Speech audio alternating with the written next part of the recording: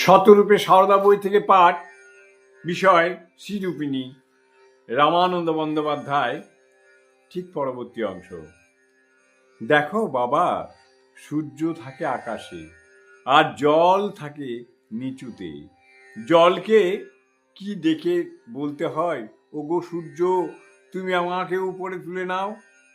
সূর্য আপনার স্বভাব থেকে জলকে বাষ্প করে উপরে তুলে নেয়। বাবা, ওটা মনের দুর্বলতা, প্রাকৃতিক নিয়ম। যেমন অমাবস্যা পূর্ণিমা আছে না, তেমনি মনও কখনো ভালো কখনো মন্দ। বাবা, ওটা মনের দুর্বলতা, প্রকৃতির নিয়ম। যেমন অমাবস্যা পূর্ণিমা আছে না, তেমনি মনও কখনো ভালো কখনো মন্দ হয়। প্রশ্ন: চৈতন্যদেব কি এই ঠাকুর শ্রীরামকৃষ্ণ? সারদা: হ্যাঁ হ্যাঁ, এই ঠাকুর বারবার একই চাঁদ, রোজ রোজ। ছোট ছোট কথা, কিন্তু নিটোল সুষমায় মণ্ডিত, গভীরতাও অসাধারণ। সারদার প্রকৃতি সুষমা, তার নানা কথায় ও কাজে যেমন ফুটে উঠেছে, তেমনি তার আকৃতিতেও এই সরল শান্তশ্রী যেন মূর্তিমতী।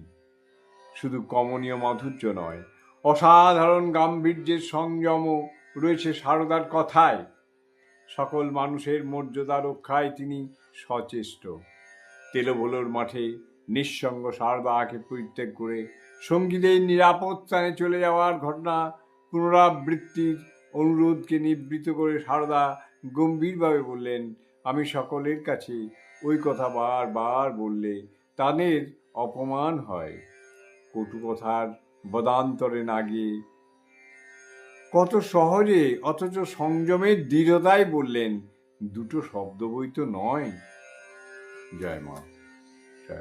জননী শারদাং দেবীং রামকৃষ্ণং জগদ্গুরুং পাদ পদ্মে তয়ো স্থিত্বা প্রণমামি মুহুর্মুহুঃ।